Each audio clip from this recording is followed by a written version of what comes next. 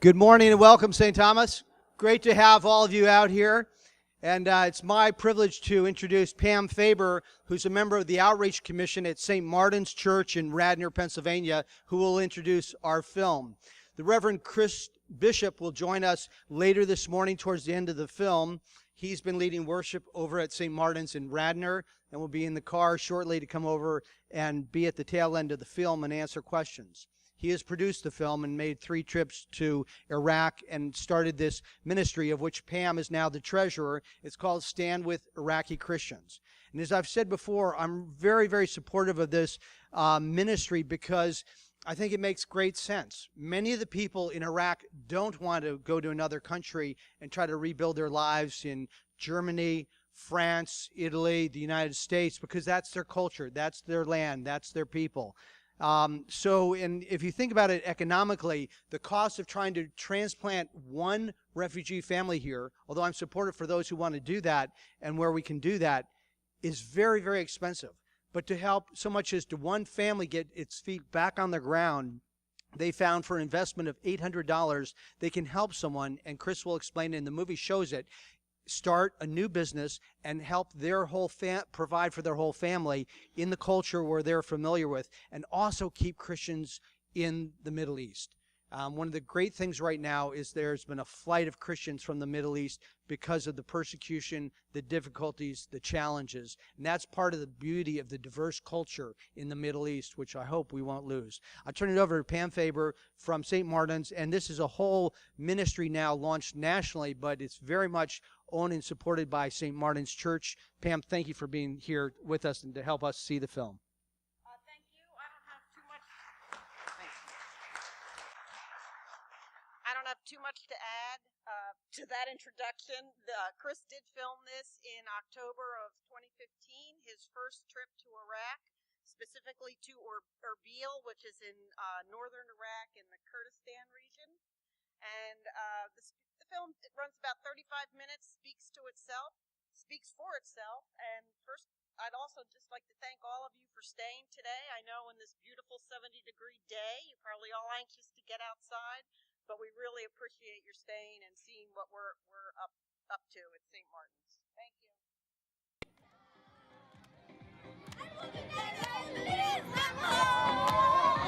We're very privileged to have Chris Bishop with us right now to answer questions and to share a little bit more with you. We also have a small gift.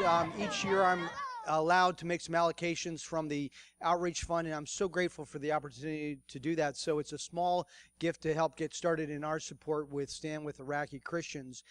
Chris is inviting people also to go over to Iraq with him. I know I'm interested in doing that at some point, and if any of you are interested, please let him know at the end of today. But Chris, I turn it over to you to field questions and to share a little more with us. We're so grateful to have you with us. I'm grateful to be here, and really I can't thank Merrick enough and St. Thomas Whitemarsh for having us. And I've got a whole spiel that I do, but I think I'd much rather just answer questions that you might have. Happy to get into any area of this that you might find interesting. Either you're so touched and moved you can't speak, or you're totally confused. And yeah.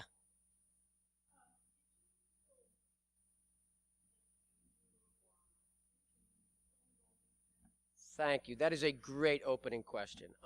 Every time I say that I'm going to Iraq, the first thing I get is, oh my gosh, it's so dangerous. Aren't you afraid of bombs and terrorists, etc.? So here's the deal. The answer is no. I've never felt 1 minute of danger.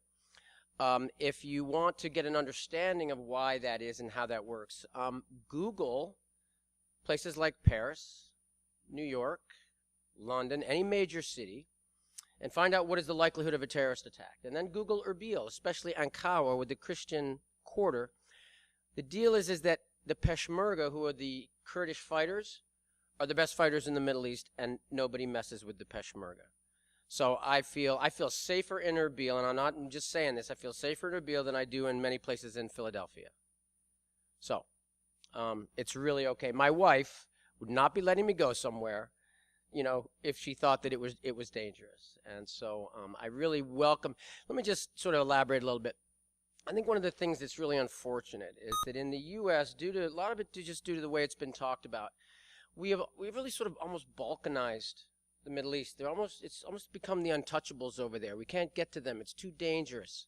And there are places where we should not go. Yemen is a great example. We shouldn't be going to Yemen right now. But the truth is that most of the time in most places you're absolutely fine. Erbil, I think, is one of the safest places to go in the world, quite frankly, as regards terrorism. But I'm going to Baghdad in May, and Father Faiz, who's in the film, Bishop Michael, who is the Bishop of Cyprus and the Gulf, he goes to Baghdad all the time. Archdeacon Bill, who some of you met because he came here, he goes to Baghdad. So I think one of my roles here is to kind of rid us of this idea that we can't go near these people, these untouchable people. It's just not so. Now, that being said, of course, you take precautions, be intelligent, but I'm married. My wife loves me. I'm having a baby in July. I'm not going to go do something that's going to cause me to not enjoy that life. So does that answer your question? Yes.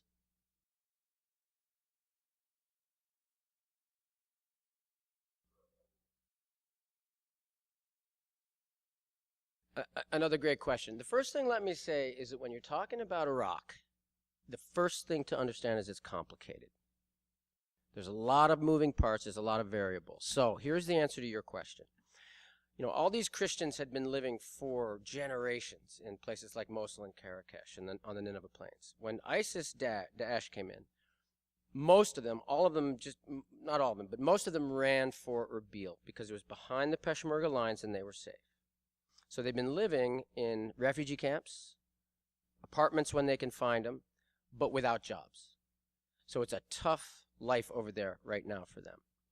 But some of these Iraqi Christians do not want to go back home because they don't feel safe.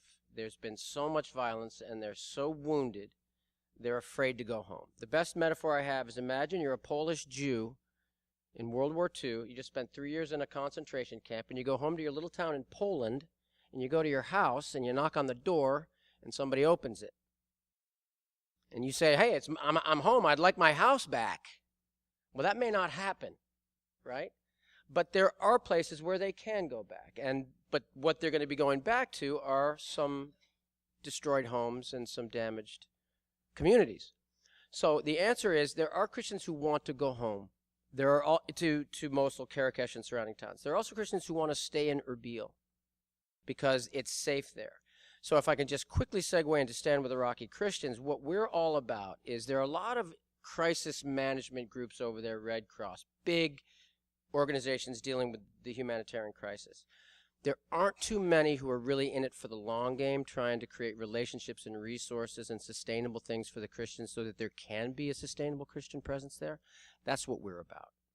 We work with a youth organization that's doing fantastic work with the kids in these IDP centers. We have a microfinancing of business. We really want to help Christians start businesses because, we can talk about Jesus all day, but if you don't have a job and you can't feed your family, it's not going to mean a whole lot. So we really want to try to help create sustainable businesses in Erbil. The third thing, and this came directly out of conversations with our partners over there, is that there are Christians in Erbil who'd like to go home, but they're broke. They've been living in refugee camps. So we're also raising money to create a program so that we can help folks get home and then some seed money to fix their houses, maybe start a small business there. So all of this is on our website, and all this is, too complicated for me to sort of, completely lay out. But it's really great, and I can tell you that we have a really wonderful group of partners over in Erbil. That's sort of for me, what's been the heart of this thing is relationship. It's a ministry of presence and listening. So we've gone over and we've just listened to these folks, and they're directing what we're doing over there. It's not helpful for Americans or Europeans to come in and say, hey, we know what you need. Let us do this for you. What we do is we listen, and whatever they need, that we provide that. So those are the three areas that we've really been focusing on. And so the answer to your question is yes and. Yeah.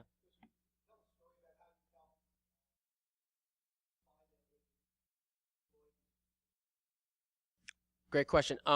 So one of our partners is a guy named Sinan, and he worked for a church called the Christian Mission and Alliance Church. And He was someone I met really early on when I was over there. He's the one who hooked us up. We just built some caravan housing for some folks who'd been living in tents for a couple of years. That was Sinan. But what I said to him was, hey, what about employment? He said, I've got a bunch of people that would love to start businesses because these are, a lot of these folks are professional people, highly trained, highly educated, and they're sitting on their hands with nothing to do. So I said to him, if you can find us some people who would like to start small businesses, we will fund some financing for them. So when we got over to this last time, I went with Quint. Where's Quint? Quint was my co-missioner. So we went over there, and Sinan had found this gentleman named Asher. Asher had been living in Baghdad. He worked for the government. He was living in Baghdad with his wife and small children. One day, a militia shows up at his door and says, we want this apartment. You have 2 days to leave or you're dead and your whole family's dead. So he and his wife ran to Erbil. They were living on the streets, didn't have anything, didn't know anybody, and they were found by this Christian missionary and Mission Alliance Church. So Sinan knew this guy, and apparently Asher had a background in copy shops, had worked in a copy shop. So the idea was, if we could come up with some money, we could set him up in his own copy shop business in his apartment. So for $900, we bought a copier, we bought a laminator, we bought a printer, we bought some staples and paper and all this stuff that you would do to form a copy shop. And he now has a business that we started for him for $900. He can now feed his family, pay his rent, send his kids to school. Now, this is a model. This is the kind of stuff we really need to be doing over there, along with all the other relationship building that we're doing. So does that answer your question? So one thing is I ran over here from my church after my service today because I didn't want to, not be here. We have what are called case statements, and there's one sheet of paper, and on the front is, this is who Stand With Iraqi Christians is, this is the project that we're looking at. On the back are very specific information about, if you give this much money, this is what you can do. If you want to start a business for an Iraqi family tomorrow, you can do it for less than $1,000. If you want to create an educational program for a group of kids, and the Atuti Institute does fantastic work. For what is for us not a lot of money, you can impact the lives of a lot of people. The one thing, before I lose anybody, if you get one message from what I'm here today to say, is that these folks have been through a hell. Everything they had was taken from them through no fault of their own. And they are some of the most wonderful people I've ever met. I love going to Iraq. I can't wait to go back. These are friends of mine. And here's what I want you to know. We can make a huge difference in the lives of these people. And it is a particular moment in time. They need us now. Now, I just came back from Cyprus, where I was invited by Bishop Michael to the synod for the Diocese of Cyprus and the Gulf. And so we have a whole, the Anglican Communion and the National Episcopal Church have taken this up. And what I keep telling folks is that, the Anglican Church and the Episcopal Church, we have a chance to really make a difference at this point in time over there. It's not a news story. It's not here today, gone tomorrow. It took a long time for this to become such a mess over there. But we can really do something. And so I really encourage you, if you have any heart for this, if your heart is stirred by this, just talk to me or talk to Pam. Go to our website, standwithiraqi.org, or our Facebook page, or just call me. I'm at St. Martin's Church. We're neighbors, we're friends. I would love to talk to you because we can really do something, folks, and I hope we do that. Yeah.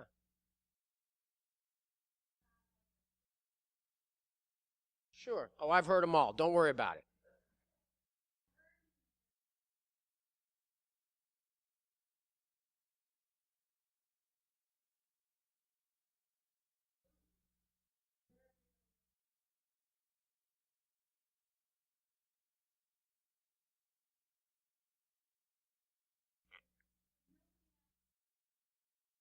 Right.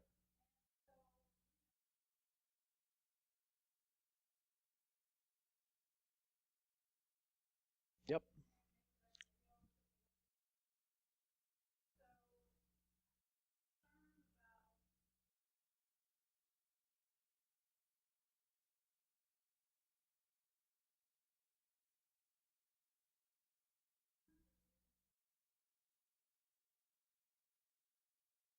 Well, it's a perfectly legitimate concern, and I would go back to something I said right at the beginning, which is the way we know what we're going to do over there is one way, and that is that we listen, and they ask for what they want. So in the case of the tablets, you saw Marley at the IDP center.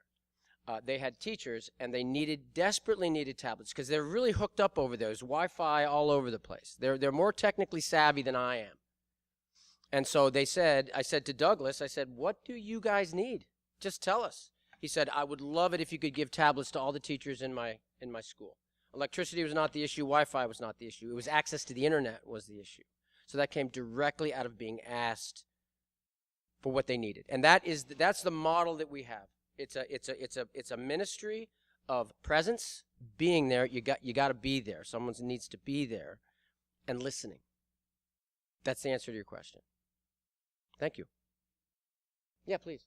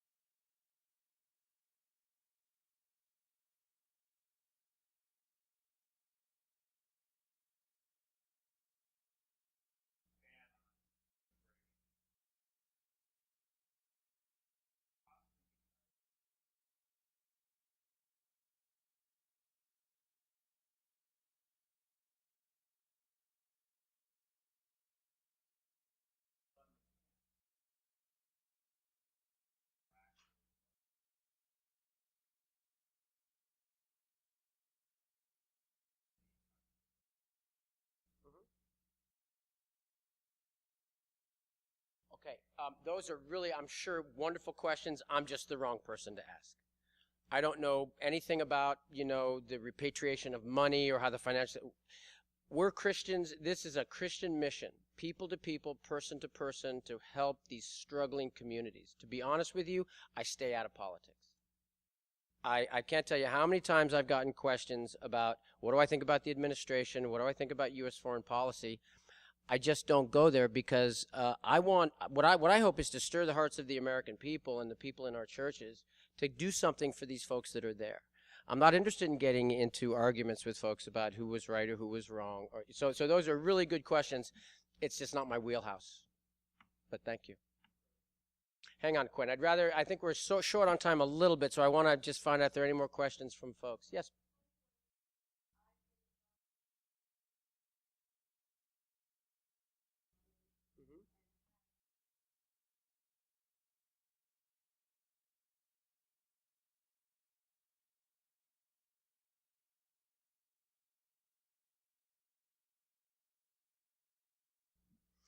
Well, right here, we've got these these bracelets, and every time I go to New York, I take bracelets. Every time I go to Erbil, I take bracelets. In terms of the bracelet question and the idea that you can buy things and contribute in this way, that is part of what we're doing. The Episcopal Church, we're in relationship with Chuck Robertson, who's the dean to the presiding bishop, and David Copley, who's head of global missions. They're really interested in how this is going for us, and they want to support us. As far as them getting into merchandising, probably not so much. But we're certainly doing that, and we will continue to do that, because our goal, Stand with Iraqi Christians has grown from a small mission in a small church. My vestry came to me about 6 months ago and said, Chris, this thing is kind of getting bigger, going beyond our church. Maybe you should think about, forming a nonprofit. So that's what we've done. We've got a nonprofit now. It's a standalone. It's still a mission of my church, but it also has financially. It's doing its own. It has its own. We have a board of directors, and we have our own officers. One of which is Pam. Pam snuck out. There's Pam. So please go to our website, and happy to talk to you again. I can't say enough that if you have an interest in this, please let me know. Let us know, because we're really interested in people taking this cause up. Yeah.